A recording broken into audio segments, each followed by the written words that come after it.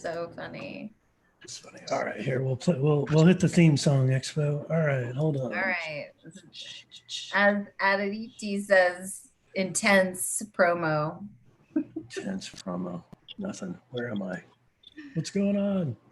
You're on YouTube. I got people wanting to come in. No? Do you know what song I have playing in my head? That Paul McCartney song? Let them in. And what you're doing here. It's not ready yet? It has a lock on.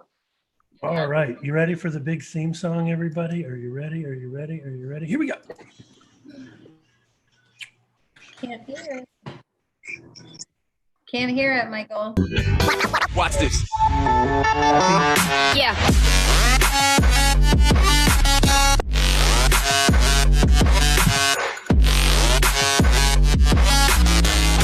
It's Thursday.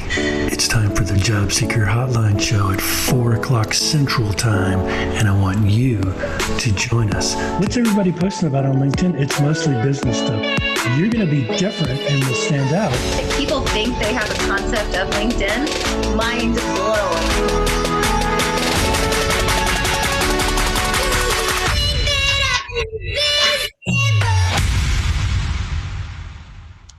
What do you think of that, Trisha? Michael, I did not see that coming. Didn't see it That coming. trap music is awesome. Yeah. Thank you. All right. Yeah, man. We have a theme song. It's all good. It's all good. It's all good. Let me stop sharing. So hello, everybody. Welcome to the Job Seeker Hotline show. It's me, Michael Goldberg, and we've got Anna. Go. I'm Anna Morgan, your career's best friend, rescuer of animals and careers. And we're excited today to have Trisha Dempsey joining us to talk about our personal branding, Soundbites, and all that good stuff that can help us market ourselves more effectively to hiring managers. And I'll turn it over to her to give us a quick introduction. So welcome, Trisha. Thank you so much, guys. It's so good to be with you here. I'm recognizing some of these faces, so it's good to see all of you here today. I'm Trisha Dempsey. I'm the founder and CEO of Thrive Her, which is a coaching business that really helps women create purpose-fueled careers and businesses that they love. And prior to that, I ended up spending about 25 years in the IT staffing business. So I had a company called Agile. Some of you may know Agile if you're in Atlanta. And back in 2015, I sold that company to a publicly traded company and then started this company about a year ago. So I'm honored to be here today to share some good stuff with you guys. And Michael, can I share my screen with the group now? All right, awesome. Let me pull up my prezo and get that up for you guys and get it into this mode. You know that those boxes down at the bottom always pop up exactly where you need to click anytime you pull them up. True. But I'm going to take you guys fast and furiously through some slides today. As you have questions, I'm assuming that we've got chat that we can have pulled up, and then I'll be able to take some questions. If you will chat with me as we're going through the presentation, that really is helpful. So let's just make sure everybody's got chat up and give me a little yay or love that or go Trish or something in the comments that lets me know you've got your chat up, you're ready to go. We're going to talk as we go through this. Thank you. Awesome. So today's presentation is the secrets to wow your ideal client and land your dream job. And during this webinar, I'm going to cover two things. I'm going to cover the three really common mistakes that I see that people make when they're going in for interviews. And then the three must-haves I think that you have to have as you get ready to go in to be able to land your job with your ideal client. So my promise to you today is that I'm going to deliver as much value as humanly possible in 40 minutes. And I don't know, Michael, if you can mute. It's got a lot of feedback coming through. But I'm going to deliver as much value as humanly possible. Y'all, nothing that I'm going to teach you today is based on theory because this has all been tested and proven to work with over 10,000 job seekers. So what I ask of you, or let me go back to my slide. Yeah, what I ask of you today is that you bring the weather. So If you've ever heard me speak before, I use this phrase all the time, which means you are never going to catch me low on energy. And what I ask for you to bring today is to bring your energy to today's presentation.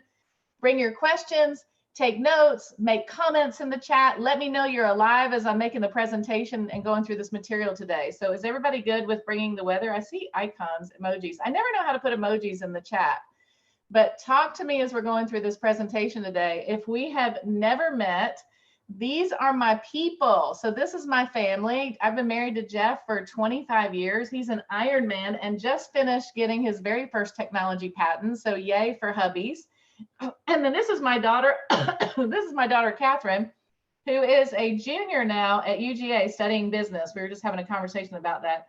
This is the age, you guys, when your kids actually start to become amazing, good friends to you. So if you're not there yet and you've been quarantined with homeschooling, it's coming. And if you can't find me helping women to create purpose-fueled careers and businesses they love, you can see me on the lake. This is my golden doodle summer. Anna, I know you'll love this. I put this slide in here in honor of you. But we lived in Atlanta for about 40 years, and we moved out of Atlanta to a place called Sunset, South Carolina. Shout out in the comments if anybody's ever heard of Sunset, South Carolina. This is very close to Clemson.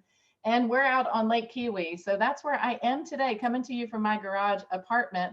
And if you don't know much about me, I started my career as a 7th grade school teacher, and I grew it into an 8-figure CEO. Those transitions were tough to get to, but in the process of going through all of that, I coached over 10,000 job seekers in that role that I had for a long, long time. And here's what I'll tell you is that everyone, you guys probably get on this call every week and everyone has the same questions because everyone has the same challenges.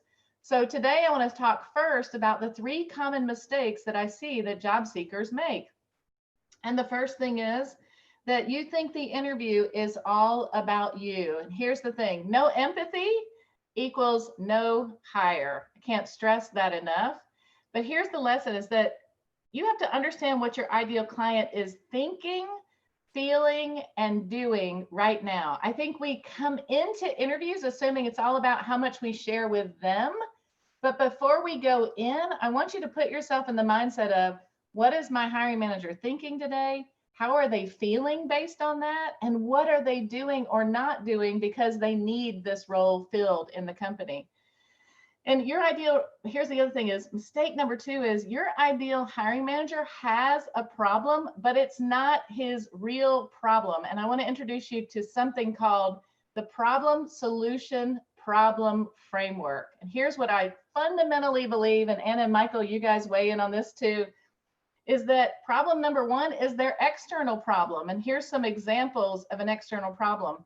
They want to implement a piece of software or develop new features for something that a product that they're creating, or they want to close the books accurately at the end of every month. They want to hire 100 people or hire for the job description.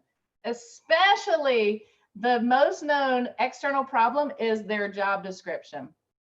But the truth is that there's a second problem. It's their internal problem, and it's really the dialogue that's going on in their brains as you're walking in the door, which is this hire has to impress my boss. I need this to be successful to get my next promotion. My bonus depends on this. So I want you to be aware as you're going in for interviews of the initial problem that they're telling you that they have and the actual problem that exists, which is this person's butt is on the line for doing a good job hiring for this role. And there's some deeper seated problems as they're going through the interview. So to land the job, you've got to understand both the client's external problems as well as their internal problems. And now mistake number 3, you think your work ethics and results should speak for themselves. One of the biggest problems that I've seen with job seekers is, well, you know, everybody knows I'm good at this, or everybody thinks that, you know, based on my resume, I've gone to this school, I've got this education, my certification is this, that you think it speaks for yourself. But let me just tell you the truth. You need your own PR agent. And here's a hint, it's you. And so we're going to talk about that in just a second. You must be prepared to share your stats, your sound bites, and your stories as you go in for these interviews. And here's the lesson in this final mistake is your stats, your sound bites, and your stories equal the solution to their internal and external problems. Remember I talked about the problem solution problem framework. You've got to be able to sandwich your solutions inside of both those external and internal problems. So just a quick summary. Here's some mistakes to avoid. Don't think it's all about you. I worked for a guy who taught me how to sell in my very first IT staffing job. And he told me this: the person who talks the most in a meeting feels like it went the best. Whoever talks the most feels like it went the best. So I want you to go in asking questions and knowing what your ideal client is thinking, feeling, and doing right now. The second is don't fall for the most obvious problem. Landing the job comes when you uncover both the external and internal problems. And number three, don't rest on your results. So you have to build their confidence through your stats, your stories, and your sound bites. And knowing your stats, your sound bites, and your stories means that you're prepared with examples that really effectively communicate the value and impact that you'll make when you land the job. So let me just stop there for just a second, check in with everybody. And let me just ask, which one of these mistakes are you making most frequently? What mistake are you making most frequently? Tell me in the chat. Where do you know you need to shore it up? So let me go back. So Greg says number one. Thank you, Greg, for going first.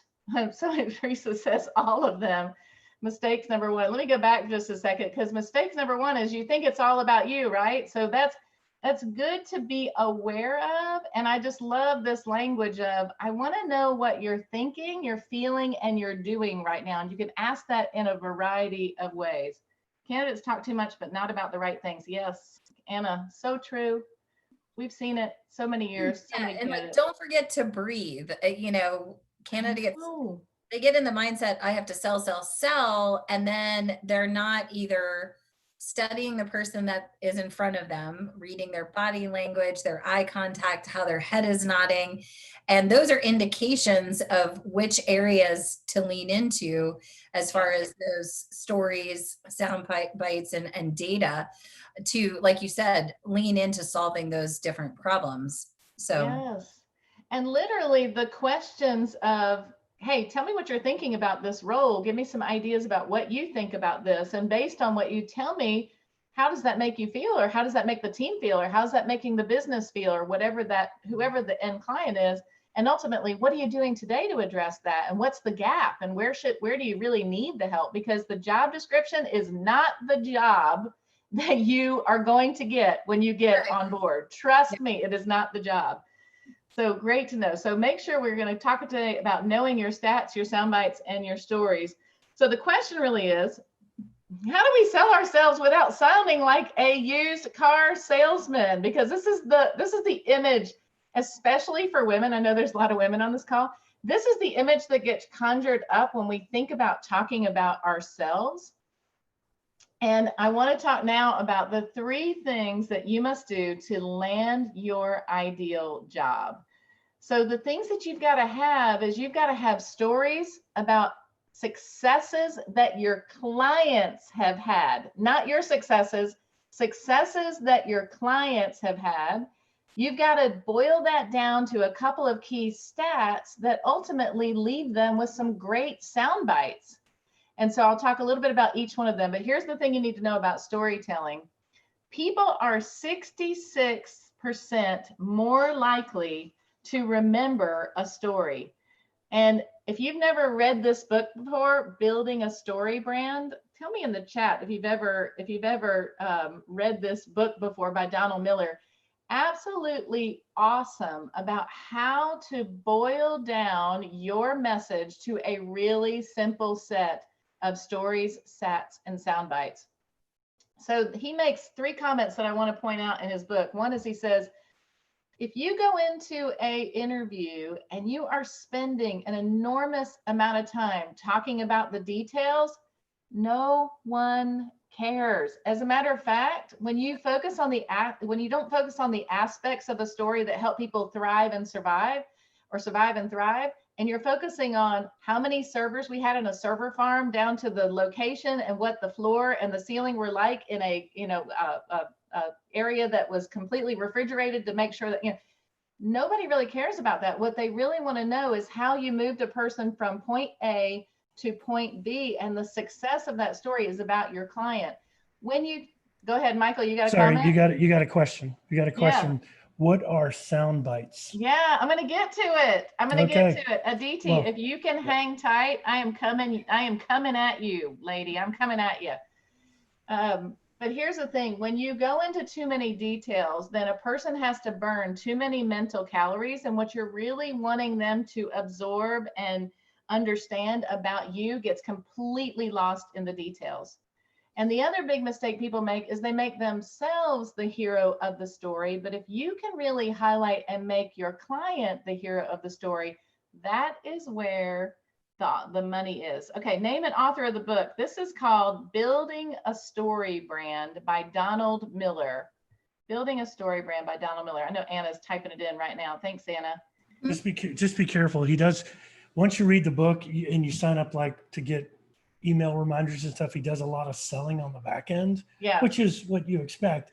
But all you need is the book. I know people that have been to a session and it wasn't very different from what he'd said in the book. So just FYI, don't feel compelled. He gives away everything for free on his website, everything. Yeah. He does such a great job. Well, I want to introduce you to the 7 steps, what I call the story selling framework from my brand. So let me introduce you to my friend, Emily. Now, when I met Emily about a year ago, she had left corporate America after like 15 years and decided to become a coach, staying home, becoming a coach. Well, she wanted to build that business mostly because she wanted to be at home with her kids. She had a mother who was a very successful professional who she never saw. And so at the time I met her, she was trading time for dollars and she was exhausted, constantly on the telephone. And more than anything, the whole life that she wanted to set up where she would spend more time with her kids was not happening. So she was constantly disappointing them because she was never off of the telephone. And I knew exactly how she felt because that's the business I had before I had this business. And I spent numerous hours, but I ended up, when I created my coaching business, I built a system that allowed me to replace my income in 12 months, working 2 days a week.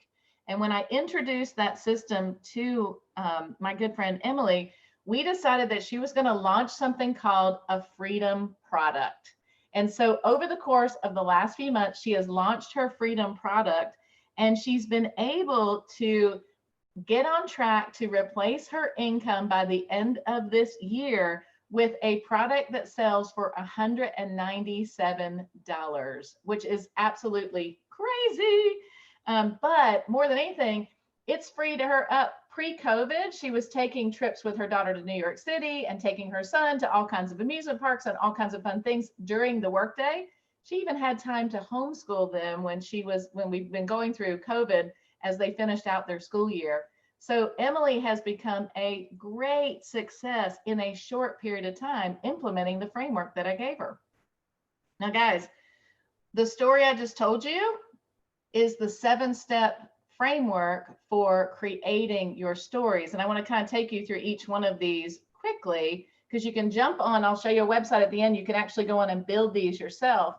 But it starts with your character and what your character specifically wants. So when you think about your hiring manager, that might be your character, or you're thinking about a story of a hiring manager or a person or a VP or a CIO or whoever you ended up working for, where they wanted a very specific thing. And when you talk about the problem that they have, you want to go back to this concept of the external problem that they had, but also what they were thinking. You know, in Emily's case, she was constantly, her internal problem is her kids were constantly disappointed when mommy came to the dinner table with her phone still on her ear at the end of every night. So then you move into and meets a guide. And when you move into and meets a guide, then the structure is, how do you relate to how this person felt? So, you know, in Emily's case, I could relate to her because I had that kind of business for 15 years. But I also had created a system, this is the authority piece, that allowed me to replace my income in 12 months, working just 2 days a week. So without saying a lot about me, I just said a lot about me. Okay, now I'm moving into who gives them a plan. And in the plan, I could have talked a little bit more about the structure that I walked Emily through to get her from having no product to launching a product. So you can add some more detail there, but together, Emily and I agreed that she was going to launch this thing called a freedom product that we would create. And after that, I called her to action and said, let's go, let's launch this product. Let's get you to a level of freedom. And the ultimate success for her is that she ended up being able to replace a $200,000 income in less than 6 months' time by getting on track to create a freedom in her life and her business through this product. And ultimately, at the end of the day, it helped her to avoid the failure of the disconnection between her and her children at the end of the day. And this last piece talks about the transformation you take somebody through. So in her case, she went from what I would call being in survival mode to what we call here at Thrive Her being in Thrive Her mode. Like she was thriving by the time she finished going through that process. And the really cool thing about these brand scripts is if you go into his website, this is what a brand script looks like. So you actually can go in, you can type in your character, you can type in the problem they have, you can kind of prepare yourself, and then you can print these scripts off and take them with you or study them. And what I've gone in and done under my brand script is I've created one for my core messaging. I've created one for my programs. I've created one for Emily. I've created one for my friend Tori, my friend Precious. So as I get wins or results from my clients, then I go back in and build more brand scripts. And this allows me to talk about maybe a time where I was a really good salesperson, or maybe a time when I actually helped a client, implement something in a much quicker period of time, or I'm trying to think of all of the different examples, but you get the gist, which is you need to prepare for your stories. You cannot go in and wing it, because what end up happening is back to, I think, mistake number 2 or mistake number 3, which is you get down to the nitty gritty and you completely lose the person. But stories are about talking about the hero journey and the journey of your client to becoming a hero, not about you becoming a hero.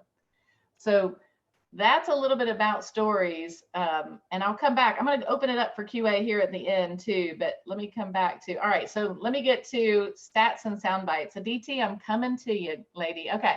So I think it's super helpful to build your stories first. Even if you started with one story, out of that story, you can go back and think about your stats and your sound bites. And these are little small things that build credibility when you repeat them over and over and over again. So at the very beginning of this presentation, I said, I've coached over 10,000 job seekers. Now, I did not even have to tell you about the 25-year history I've had in IT recruiting or anything about my business. That is a credibility statistic that I was able to pull from my own stories. So I'm going to talk a little bit more about this. And let's talk about stats first. I'm a big proponent of making sure that your statistics, the things you talk about yourself, are tied to the key metrics that your ideal client actually cares about. So if I'm in sales and I'm going in to meet with a sales leader, I'm going to talk about revenue and margin and how many new customers that I sign. If I'm in IT, I might be going in talking about what the level of production time was that we took from, this used to have a bug in rollout all the way down to now that's down to 30 minutes of rolling the new piece of code out. Whatever you think your ideal client really cares about, but at a high level, these are the most important ones: revenue, margin, income, productivity, and customer satisfaction. And I'll give you a couple of examples on each one of these. All right, so let me give you some examples. If I'm talking about a stat relative to revenue, I might say that I brought in over $6 million in revenue over the past 5 years. And I actually had a client who was in the middle of negotiating. They had gotten acquired by multiple people, new CEO, et cetera, and the new CEO knew nothing about her, nothing. And I said to her as we were in the middle of a coaching session, hey, have you ever calculated how much total revenue you've driven for the business? And she's like, never. She went back and prepared that. And over a course of like 3 years, she had driven $6 million to the bottom line. Now, a CEO cares about the revenue. So this became a very relevant staff for her. Productivity. I had more President Club recipients than any other branch across the country. This was one of the ones I used to use with my old CEO, is that I wanted him to know that we knew how to raise champions at our company, literally. And we had this wall of fame that literally was our $1 million wall. And when you hit a certain level of margin, you literally had a photo shoot with a photographer. We put you on a canvas and you were on the wall.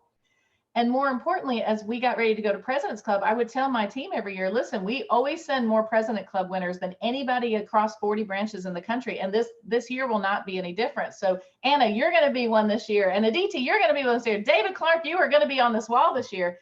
And it was the way that I established my leadership in that branch. Mm-hmm. So this is a good one. Income, I delivered 100 new software features that impacted the bottom line by more than $2 million. So I was talking to a customer who now is a VP of product management at Fiserv, and this was literally one of her metrics that we ended up putting together so that as she prepared her year-end performance review for her leader, this is literally what she delivered to him. And finally, if you're really tied to customer satisfaction, I've had over 1,000 5-star reviews. These are good examples of these types of metrics that are critically important. But if you can't think of what to tie your metric down to, and I don't know if anybody has this problem, some people can't get to these numbers, right? Does anybody have this problem? Some people can't get to those numbers. And so I want you to think about things you do know. Things like, hey, it used to take us 2 weeks to do this, and now it takes us 3 days to do this. And I had a hand in that. Or when I started in QA, we started with 470 bugs, and we're down to 40 bugs on a regular basis. Things that you really understand, and they will infer how that impacts productivity, revenue, the bottom line, customer satisfaction. You got to know that if you're closing more bugs every day, that your customer is going to be thrilled. All right, Lisa says, what if you don't have metrics as you work with corporate social responsibility? So Lisa, I would suspect in corporate social responsibility that you have metrics. I've known a lot of people in corporate social responsibility. So when you say you don't have metrics, meaning your company doesn't set the metrics, or you don't understand necessarily how to tie to the metrics. And maybe Lisa, you can come off of mute and explain that a little bit more. And Aditi, yes, I think it's appropriate to ask, definitely ask. Aditi, have you worked for Agile before? Your name sounds so familiar. No? You sound so familiar. Trisha? Yeah, Lisa, hi. No, I mean, it's really just protecting the reputation of the clients because they want to be perceived as doing good in corporate social responsibility. I worked for an agency that does that. So they don't have any kind of metrics. They just have like how many people they're helping, how they're perceived in the community. So I'm not sure how you would translate that. Which I love. So, when I've talked to people in corporate social responsibility before, and they look at kind of a before and after picture, I wonder if there's any before and after metrics before you got involved helping them, and after, whether it's media mentions, number of people that they helped, new foundation dollars raised, those are some that kind of come to mind. Does that help? That helps a lot. Yeah, because I think that, you ultimately want to talk about the impact on the community that you're serving. And I've got to believe, like, especially if you're giving any grants or you're getting any grants or you're creating programs, that there's some tracking of the number of people impacted, specifically how you've been mentioned in certain things. Awards that you've won is also a good one. If you've won awards, that's a great one to mention. And those might be some good ones for you. Okay, that's really helpful. Thanks, Trisha. Great question, though. All right, good. Aditi, I think I've addressed your question too, which is, can we ask our manager and supervisor? I think that's super helpful, but if you're not close enough to it, then you've got to be clear on the impact that you make every day. And I say this to the women that I coach all the time, because this is a really strong problem for them, is that if nobody is recognizing the job that you're doing and you're not getting opportunities based on the good work that you're doing, it is no one else's responsibility but yours to figure out how to communicate that. And these are the types of things that I think are just critical. All right, let me make sure. Okay, good. All right, so sound bites. All right.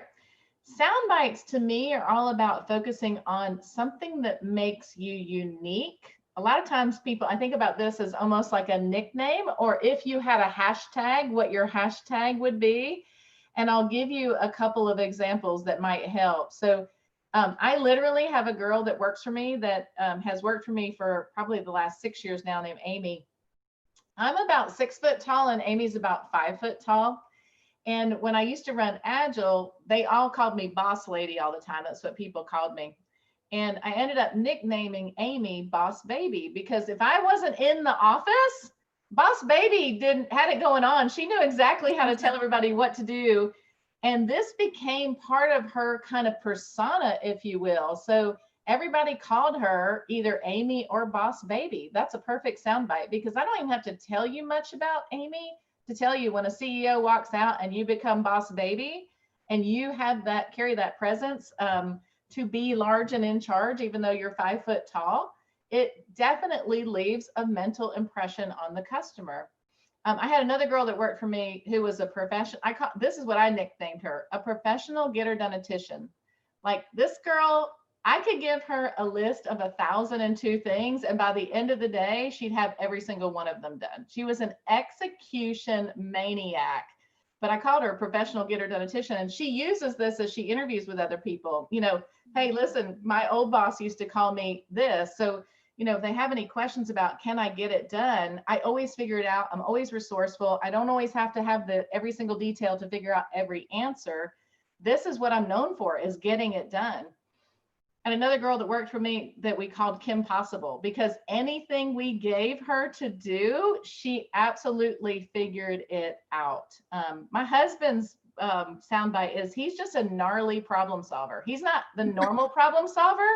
He's like the gnarliest problems ever. That's the kind of reputation he's gained. That would be his hashtag at every place he's ever worked. Give me the gnarliest, nastiest problems.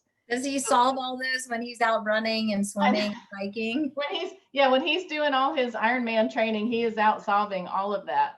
It's right. Funny. That actually happens. I'm sure. Quite a bit. Yeah. But this is what a soundbite. Anna, what would your soundbite be if somebody were to give you one? I mean, I think it's really powerful in the soundbite area to speak to like what people are saying about you. So, for example, in my last role, it had been described that I was one of the champions that turned around the reputation of HR within the company. Love it. Because of my cheery disposition and my ability to create results and happy hiring managers and hire top talent. I love it. I love it. Michael, what is yours? I know you've got some just looking at your profile. Getter-donetician. Getter-donetician. Jordan.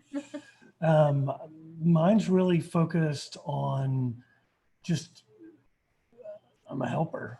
You know, I help job seekers. I help companies figure things out. So I help turn problems into solutions. That'd be my sound. Yeah, love that.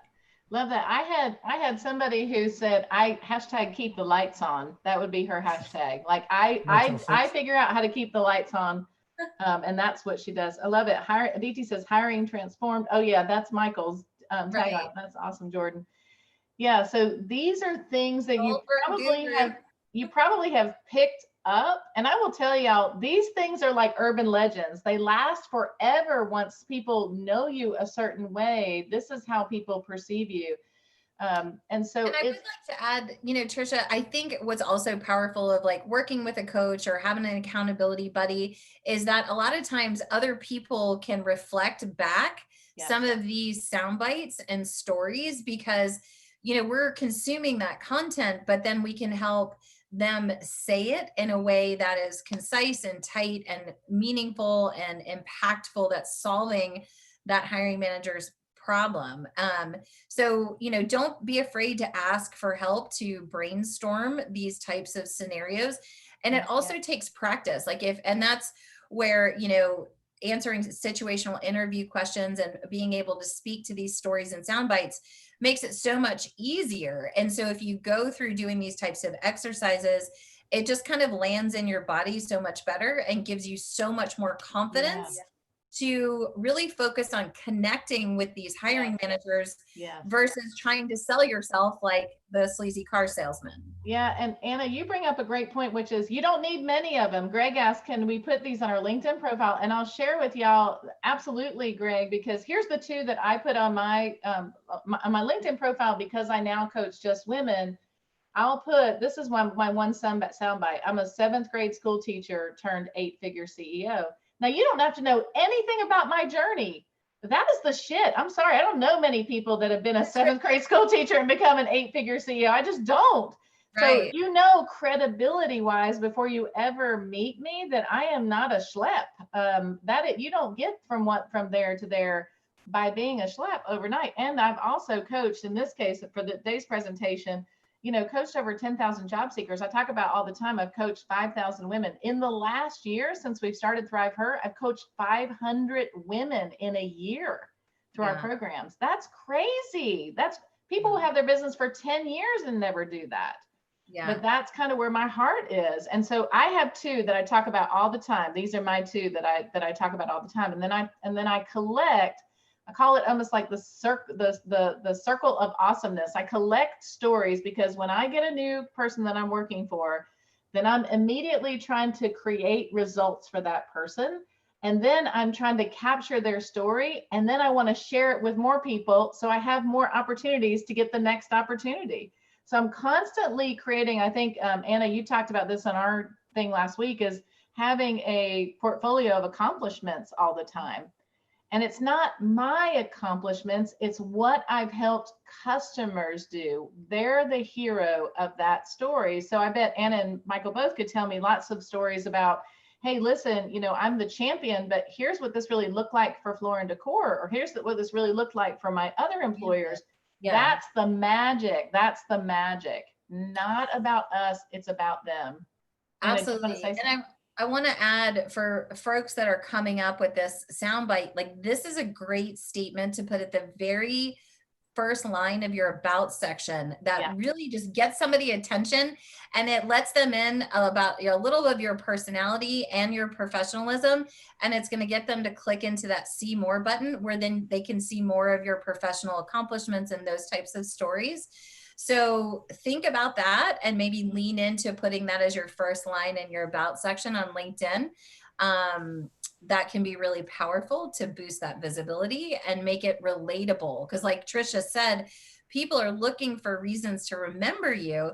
And if, your Alma Connects, or what were some of the other ones, Hiring Transformed, all the, Goldberg Guru, whatever it may be, that's going to be your personal brand. And job seeking now is social selling. So keeping that type of. And I would say, if you struggle with this exercise, here's a great way to do it. Cause I think a lot of people are like, oh my gosh, I'm in my brain. And what does this mean? And should I write that one down?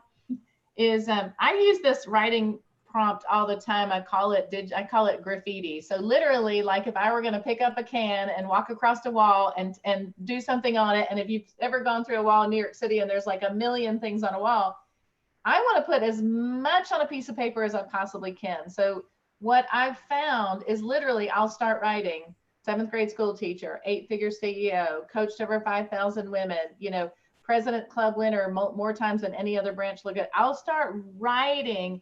And y'all, if you can't fill up a page or 2 pages, keep writing, because the good ones don't come until you're 20 or 30 in. And then all of a sudden you're going to write something and you're going to be like, That's what I want to talk about. That is it. But if you just try to get it perfect in the first 1 to 3, you're never going to get the perfect one. Keep and trust your writing. intuition, right? Like what really gets you excited to talk about, right? Oh my gosh. Oh my gosh. And it always happens to me. Every good tagline, subject line for an email, anything comes at like the 30th version of it. So this is worth getting right. That whole 7th grade, when I tried to think about how to build credibility as a coach, because most of the women that I coach are in some sort of transition. So they're moving from this career to that career, or this industry to that industry, or this to starting a business. I wanted them to know, I understand transitions. I understand transitions. When you look at that soundbite, that's a credible soundbite around transitions. So write 20, 30, 40, fill up 2 pages worth. And then all of a sudden you're going to pick word number 1 from item number 16 and word number 4 from item number 40. And you're going to have an amazing soundbite. So do a graffiti writing exercise and don't worry about getting it absolutely perfect on the very first ones. They don't come until about 20 or 30. Aditi, did that answer your question about sound bites? Hopefully it hit me in the chat. So I want to make sure that you go back to having 3 things as you get ready to walk into your interviews. One is make sure you've got stories. Start with building one in My Story brand and just get comfortable practicing it. A really good way to practice your stories, and this is such a good tip. I'm sure you guys give this tip, but y'all, turn on your phone and literally hit record and record yourself telling your story. Watch your body language, watch your face, watch the way you communicate it, the passion that you use to communicate it, and practice that every day until that story is just so easy for you to tell. So practice your stories. The second is really make sure you have a couple of key stats that are relative to your ideal hiring manager, and that you've got that soundbite. You can say, hey, listen, as you're doing your introduction, a lot of times I'll say, I've been in IT staffing and recruiting for 25 years, but I really moved my career from a 7th grade school teacher to an 8-figure CEO. That's where I use my soundbite. I use it in my about section on my LinkedIn. I'll use it at the first sentence of my resume if I ever had a resume. I don't even think I've ever created a resume, but if I had one, that's where I'd put it. I put it in my, sometimes people will put it in their tagline of their email signature or on the back of a business card that you're handing out at a networking event. There's lots of places to be able to use this. All right. I will always remember your soundbite too.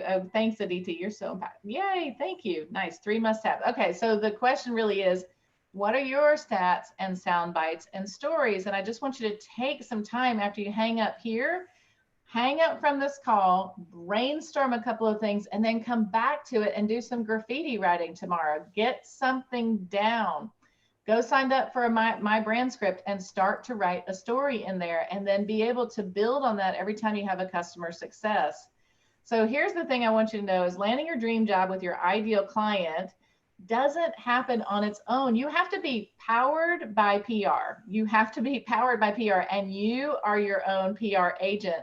And if you take one thing away from this, it would be that, you can land your dream job without having 100% of the qualifications. As a matter of fact, that's just external problem number 1. That's not the real problem. But the thing is, you need to be crystal clear about how you communicate your value. And so let me, y'all, I'm a big purpose. I was sharing this with Michael and Anna ahead of time.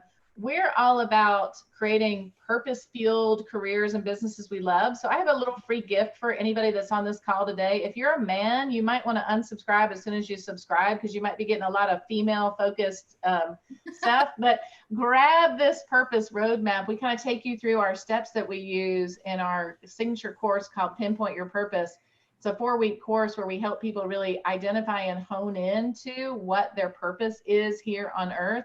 And you can grab it here at thrive-her.com/roadmap. Anna, would you mind just popping that into the chat? Sure. That URL would be amazing. Yeah. But I want to make sure that I always have parting gifts. It's kind of my love language. My daughter told me that this weekend. I didn't realize that. I buy gifts all the time. So I just wanted to kind of stay here for some Q&A and let people come off of mute and let's chat. And I appreciate all the love in the chat today. Anna, thanks for Trisha, taking that was good awesome. notes. Thanks for taking good notes too. So let me kind of open it up for some questions. I'm going to come off of, I'm going to hit stop share and just come back to you guys. Awesome. What are you struggling the most with? Where do you get tripped up when it comes to talking about yourself? I think nobody gets tripped up. They're experts. We did just work on our 30-second Here, pitch. let's play. Well, hold on. Let's play the game. I already. I was going to pick on Alma. Alma. Why don't you answer that question? Myself. Yeah, you muted yourself, so I got you. Hi, Trisha. Thank you so much for sharing today. I just wanted to say that actually your soundbite. So like months ago, I came across something on LinkedIn, and that I'm a seventh grade teacher. I went from seventh grade teacher to a six-figure CEO, and that grabbed my attention because at the time I believe I was still a teacher, and I was like, I want to do that too. I want to be her. Are you not a teacher anymore? No, I quit my job and I did a coding boot camp. I'm career transitioning to tech, in particular to cybersecurity. But as to your question about like where I was tripping up, one of the things I realized is that for me, it was a lot of like the imposter syndrome. Yeah. But until I had to really drill down, because I knew I wanted to be in tech. And once I started like allowing myself to, well, one, I started working with a coach, who is Anna. So that shifted things for me. And then second, once I gave myself permission to start exploring, because I was like, oh, well, maybe my area for tech is going to be e-commerce. Maybe it's going to be client support. And then I realized that where I was most passionate was this area that I didn't even realize I was already working in, because as an online teacher and as a technology teacher, you're already working with so many cybersecurity issues. And I'd never thought of it that way before until I allowed myself to connect with people, to listen to them, to listen to their stories. And then I realized, oh, there's actually a niche here for me. And so now I feel much more comfortable talking about my story, my superpowers, and it just seems much more natural and authentic. Well, you know, the thing, and I can already tell from just 2 minutes of you sharing your story, is most cybersecurity people are not as strong communicators as you. So your secret weapon is that you've got empathy and good listening skills, but you're a great communicator. And if you can get the technical skills shored up, you're going to rise through the ranks very quickly, because that's a massive problem in that particular space in most organizations. So, and I'm so glad you took the leap. It's a scary leap, isn't it? It is. And it's one of the things, it is scary.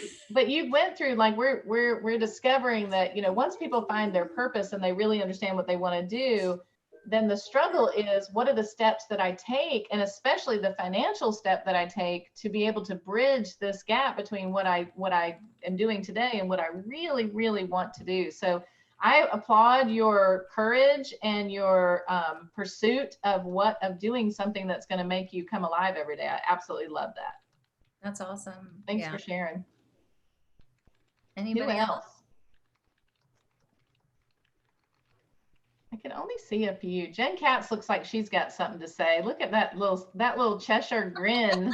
Well, I actually do. I've had a rough week, but it doesn't really tie in so much to what your presentation was about. It was when I was on this call last week, I was kind of really optimistic about a couple of interviews that went really well. One is with a company that I know half the company, and they know me, they know my story, they want to work with me. I don't know what their staffing needs are. And they said they'd get to me by the end of last week, and I didn't hear anything. And then I had a company that I really wanted to work for. I had an initial interview. They set me up with a go-to meeting with the president and CEO, and nobody showed up for the go-to meeting except Wow. me. Wow. And then they called me the next day. He put off the meeting and said, "Okay, I'm going to have a half hour to talk to you today." And he said, this was a great conversation. I absolutely want to set you up with the president and CEO. So give me till the end of the day on Monday, and you wait to hear from me by then, and I'll have something set up for you. And I have not heard a word from him all week. Jen So Katz, it's can I really- just Move on. give you a word of encouragement? Move Because I was sharing this with Anna and Michael before we got on. We have a very active community at Thrive Her, but this week has been crickets. And I think socially what's going on has thrown the whole world on a different axis. And so people that are my best friends are not even responding to me this week. Like it's got a weird vibe about it. Just need to add an extra week to this week. and Yes, give everyone kind of a hall pass there. I agree. Okay. I think I there's, agree. definitely follow up, Jen, in a very empathic and compassionate way, just checking in. And you could even say that, like, I understand It's this a is heavy week. a tumultuous week for a lot of organizations because so many leaders are trying to navigate this circumstance. And so maybe it's just, I know that we do have some other good news on the call today. I love good news. So if anybody wants to share, I know Greg's landed somewhere. I believe Brandy's Awesome. not here, but Alma had something to share for Aditi. Yeah. Tell us. Who's going to share? I think Aditi should share if she's ready too. to share. She's so cute. Okay, so I recently, just like two to 3 days back, I landed this summer internship in this company called as Technovation. And yeah, I'll just tell like Congratulations. thank you so much. I'll just tell a mini short story behind it. So I was going to finalize some other internship last week, and just the day when I finalized the other one, Alma just called me 9 a.m. in the morning, 9 or 10 a.m. and she's like, just call those Technovation people, ask them to reschedule the meeting. And I was like, no, I'm just tired of all of this, I'm just trying from past so many months. And she forced me to call them, and that's how I called them. And luckily they scheduled this interview with me. They preponed it like by 1 week, and I spoke to them, and just 2 days back they confirmed. So That is awesome. Yeah. Good job, Aditi. Nice job. Great job. Thank you. I'll be starting from next Monday, coming Monday. Nice. How long's the internship? Till this summer, first week of August. Good. That's so It's great. experience. Amazing. It's experience. Thank you. So happy. for And you. she's being modest because this nonprofit is like, it's got a global presence, and she's going to do amazing things with them. She's going to be working with really professional people. So Can we ask where it is? Who it is? it's a nonprofit based out of Silicon Valley called Technovation. But so the power of networking, Alma, did you connect her with people there? Yeah, I connected her with the founder. Yes. There you go. Drop Thank the you, mic. Alma. Yeah, Drop yeah, the you mic. deserve it, Aditi. Thank you. That is so Congratulations. awesome.